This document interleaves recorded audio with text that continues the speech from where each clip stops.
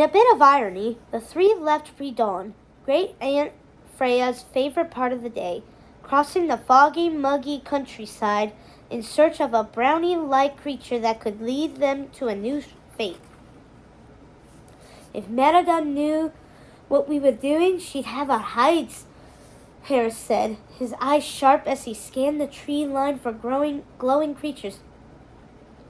She's not going to find out, Hamish decided. Maybe the witch can rewind time, or to make Mum and Dad and our clan and the MacGuffin clan forget about the table catching on fire. Harris frowned. That feels a bit vague, and that's where Merida went wrong. Maybe it's better to be more specific in what we want, for Mum and Dad to let us live our lives. Right, Hubert agreed.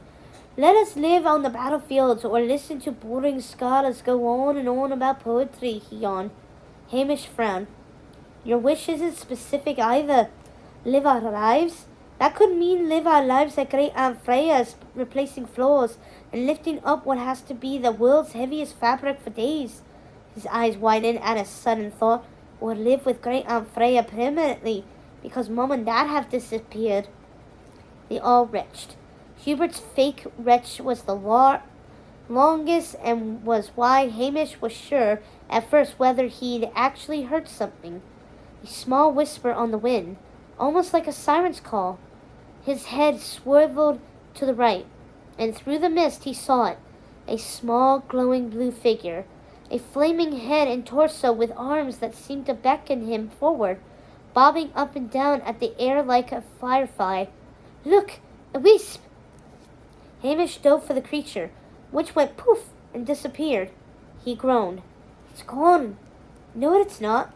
Harris jumped into the air to trap the creature that had reappeared next to him, but poof, it was gone again. He and Harris jumped around, diving and leaping as the wisp continued to play games. It only occurred to him a few minutes later that Hubert hadn't moved. Why aren't you helping? Hamish said, out of breath. Hubert yawned. Just waiting for you to let me have a go at the thing. Harris bowed to his brother. Be our guest. Hubert stepped forward and pulled what looked like a net out of the sewed belt around his waist. The wisp appeared in front of him, but Hubert didn't move. He watched as the creature disappeared again. Then Hubert lifted his net, as the wisp reappeared, snap! He dropped the net and pulled the wisp to the ground. Norma Games, Hubert said in a voice that sounded way older than the one he used with his brothers. Take us to the witch wisp. Slowly he lifted the net off the ground, and Harris and Hamish watched in wonder as the wisp began moving through a clearing of trees. A succession of wisps appeared like a path, lighting the way into the forest. Hubert followed, motioning to his brothers to come along. Where are we going? Hamish wondered. Merida had told them stories of a small cottage that had appeared to her in the woods that day, but all he saw ahead of them was more forest. They walked for what felt like ages. Hamish could feel his heart beating fast, his mouth going dry. Were they really going to do this? Were they going to attempt to change their fates? Before he could even decide if this plan was still a good idea, the wisp disappeared, and in their place was what looked like a rocky hill covered in moss. Hamish's eyes adjusted to the darkness in this part of the forest, and he realized he was actually looking at a cottage with a roof covered in grass. A small door sat at the center of the structure. Hubert and Harris looked at him. Now what? We go in, Hamish said, sounding more confident than he actually felt. His hand reached for the door, which he pushed open to reveal a small, crowded room.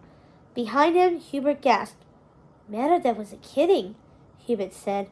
This is a wood-carved shed. Wood carvings of every size and shape, including small human shapes with feet dangling in the air, covered every inch of the cottage, which smelled earthly, like bark and moss. I don't like this, Harris said as he bumped into a rather large carved bear that looked suspiciously like their mother during her brief animal phase. We shouldn't be here. Then go out the way you came, croaked someone in the shadows. The boys spun around. A tiny woman with large white hair and an even larger nose stood over a table with a small hammer and pick, carving what looked like a miniature table. Or stay and look around. Everything is half off, she said. You're the witch, Hubert blurted out. The woman looked up and stopped hammering. I am just a humble woodcarver. See anything you like? She grabbed a broom and started sweeping. No, Hubert repeated. You're a witch. You helped our sister Merida a few years back. Helped? Hurt? Almost destroyed our family, you decide, Harris muttered. Now you see here, lad. The witch narrowed her eyes at him and let go of her broom. It kept sweeping. Realizing her mistake, she grabbed it again, but she was too late. I'm not a witch anymore. Too many unsatisfied customers. Now if you're not going to buy something, Hamish asked. He'd heard Merida tell the story so many times that he knew exactly what to say to the witch to appeal to her. We are willing to buy everything here, and we can pay for it with this. He pulled a bracelet made of agate gems out of his pocket. The whites of the witch's eyes flashed. Oh my, that's lovely, that is. That could set me up for months. She snapped her fingers, and a cauldron Hamish didn't notice came to life, flames lighting underneath it. One spell coming up. She leaned forward. What will it be? We want to make everyone forget we set fire to the table, Hubert blurted out. No! Harris sounded exasperated. We have to be specific, or she'll turn us into bears. He glared at her. We don't want to become bears. Maybe Highland cows. Hubert said, No Highland cows, Hamish and Harris cried. We need a spell to convince our mum we should be allowed to live our lives this summer and leave home, Harris said. That's not specific enough, Hamish lamented. We'll wind up knee-deep in needlepoint with Great Aunt Freya. Boys, focus. Who is Great Aunt Freya? The witch demanded. My spell is good, Hubert said. If we just make Mum and Dad forget the table, we'll be fine. No, Hamish panicked. This spell was going to go horribly wrong. He could feel it. Don't. That's not what we want. What do you want? The witch tried. I don't have all day. Make Mum and Dad let us live our lives, Harris insisted. We want to get away from Dumbrook for the summer. I want to battle, Hubert chimed in. Just let us talk this out first, Hamish begged the witch, but it was hard to hear with all the yelling. Done what? The witch tugged on her ear. I don't hear as well as I used to. I want to leave Dumbrook, Harris insisted. Me too, Hubert agreed. Kind of. I want to live on the coast with the clan. You're confusing her, Harris snapped. Hubert narrowed his eyes. You're calling me daft again? He lunged for Harris and knocked him into a table full of miniature wooden knights, sending them crashing to the ground. The witch gasped, My babies! She leaned down to scoop up a wooden knight who had lost his head and trained her eyes on the three of them. Now you've done it! She snatched the bracelet out of Hamish's hands without even touching him. I'm picking the spell. No! All three boys shouted. But the witch was already stepping outside. The boys had no choice but to follow her. They were outdoors for a mere moment when she snapped her fingers and went back indoors to a fully transformed room, free of wood carvings and darkly lit with candles. Never guess where you carve, Hamish heard her mutter before she pinched a hair from each of their heads. Ow! Hubert thundered. But he was no match for the actual thunder and lightning that started as the witch threw things into her cauldron. We're not ready. Wait, Hamish begged, but the witch had already begun. Hamish reached for Harris's hand and saw Harris was already holding Hubert's as they waited for what they assumed would be a cake like the one their sister had gotten. But instead, the cauldron began to bubble, and a green gas began to seep into the room, making them all cough. The witch's face was trance-like as she spoke. Your fate isn't what needs changing. It's the path you're all on that needs help. Divided you fall, together you conquer. Look inside my pot and see for yourself. The three stepped closer. staring into the bubbling cauldron. The green light inside it became brighter and brighter till there was a flash that rocked the foundation of the room. Smoke filled the air and swirled faster and faster like a cyclone. In it, Hamish thought he saw his own reflection. It was actually Hubert with his long hair riding into battle. He was a fierce warrior, just as he said he'd be. An angry opponent who pushed for war, not diplomacy, and their father appeared to listen to him. On the battlefield, Hubert sliced down all who opposed him.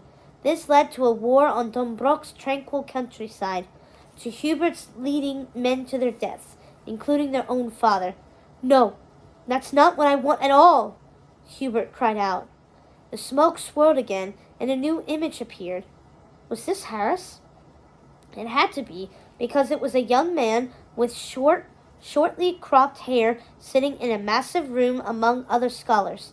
He was poring over a stack of books, reading into the wee hours of the night, the candle at his side slowly whittling down to a nub. "Look, my future is intact. I'm a scholar," Harris bragged. "Keep watching," snapped the witch. The Harris in the vision studied and studied, even when his parents came and tried to pull him away from his books. The other scholars ignored him. He was too young to match what they'd already learned. But still Harris tried to keep up. He was too shy to give his opinion. So he had for company was his books. Even when his brothers came and asked him to join them at a party, he refused. Then Alistair appeared and did the same, begging for Harris to take some time off, to join him for a walk or a dinner. But Harris kept rushing back to his books, as if they were the only safe space he knew. The smoke spun faster now, and Alistair appeared, but he wasn't alone. He had another man with him, another young man with him. "I waited for you as long as I could," the Alistair in the vision told Harris, "but you never made time for me." He took the hand of his new love, and they walked away. "No!" Harris shouted at the cauldron. "Wait! I was scared. I didn't know how to talk to you." He turned to his brothers, the anguish written all over his face. Hamish grasped his brother's hand harder just as he heard Hubert inhaled sharply. "Your turn, Ham," Hubert said, and the three leaned forward again. Hamish held his breath and waited, but when the smoke cleared a third time, all he saw was himself in his room, just as he was every day. Things were exactly as they'd always been. Him on the same bed he'd always slept in, looking out the window at his two brothers at work and at play. The longer he looked at the vision, the smaller he appeared to himself, like he was a child who'd never grown up. The smoke swirled again, and bars appeared on the windows of the room as though it were a dungeon. Him in the vision rushed for the door, but his feet appeared to be stuck in what looked like some sort of mud. The more he struggled, the more he was pulled into the puddle, till he sank out of sight. "I don't get it," Hubert said. "Your future is you getting eaten alive by a room?" "It's a metaphor," said Harris. "It means Ham feels left behind." He looked curiously at his brother. "Is that how you feel?" His brothers looked at him. So did the witch. "Go on, tell them," she said impatiently, as if she knew what he was thinking. Hamish's heart hurt as he thought about how he could explain himself without looking ridiculous. His brothers clearly knew what they wanted from life, even if these visions showed them screwing things up. What was he going to say? "Don't leave me?" "No, of course I don't feel stuck. I'm fine, just fine." The witch sighed loudly. Then she dropped something else into the cauldron. The contents exploded, the whole cottage shaking. The brothers held on to one another to keep from falling. A new vision appeared. All three brothers in one place for a moment, before they were yanked apart by an unseeable force. Then their image fractured down the middle. Hamish could feel the witch watching him. Was this what their future was doomed to be? Three brothers divided? not unlike the story his sister had told them about the Prince Mordu and his own brothers. Shattered bonds, a fractured kingdom, all because he couldn't be truthful with himself or his brothers. Hamish anxiously looked at the witch again. Are you going to tell him, or should I? I don't have all day, you know. The witch tapped her foot loudly. Fine, I feel stuck. Hamish felt his cheeks flame. You two know exactly what you're going to do with your lives. Well, I have no future, just like my vision shows. Oh, Ham, that's not true, said Harris, putting his hand on Hamish's shoulder. I feel like you are better off than either of us in that vision. I am? I'm stuck in muck. You're not stuck. You're our glue, Hubert corrected him. Literally and figuratively, right? He looked at Harris, who nodded. You are the one who brings us together with your stories, your pranks, your ideas. If it weren't for you, life would be boring, like Harris's books. Harris nudged him. Hubert is right. No one can gather a crowd like you can with one of your stories.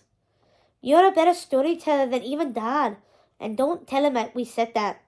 The three laughed, and Harris and Hubert drew Hamish into an embrace. He felt lighter suddenly as he looked at them. I've been so afraid of losing you two this summer. I thought if you both left, that would be the end of us. We're brothers, Harris reminded him. You can never get rid of us. You're stuck with us, bro, in our smelly room, Hubert said. Just because we do different things doesn't mean we don't care about each other. Even if I get to go train with the clan, I'll stop pushing Dad to let me go into battle. I'm not ready for war. Being king means stopping wars, not starting them, right? The others nodded. It also means taking time for those who love you. Even when I train, I'll be looking forward to the day I come home and get to hear you tell a story. Same, said Harris with a grin. Maybe it's time I share some of your tales with someone like Alistair. He looked at the floor. That vision is right. If I hide myself away, I may lose Alistair before I even get to know him. And maybe I could get out a little more, Hamish admitted, and looked shyly at Harris. I could come listen to some of your scholars who've written books. I think I might like to write one myself someday, of all our stories. Not you and the scholars too, Hubert groaned jokingly. Hamish grinned. Maybe not everything they did together had to involve a prank. They could do other things too, like tell this story. He could write it down so they didn't forget all that had happened here. He couldn't wait to tell Merida. I feel inspiration coming, he told his brothers. There was a popping sound, and then the cauldron started to bubble again. This time, when they peered into the pot, they saw their joined reflection. Three very different boys who would always be united because they were family. Hamish had no idea what would happen with Great Aunt Freya. Maybe their parents would insist they go stay with her for the summer. Maybe they would find a new appreciation for embroidery. Maybe her floors wouldn't smell as bad as they thought. Or maybe on their journey home that afternoon, they could come up with a way to talk to Mum and Dad together and convince them they were done with the pranking, for the most part, and could help out around the castle in other ways to make up for what they'd done. They'd fix things with the MacGuffin clan. They'd coach Harris on how to talk to Alistair and help Hubert work on his diplomacy.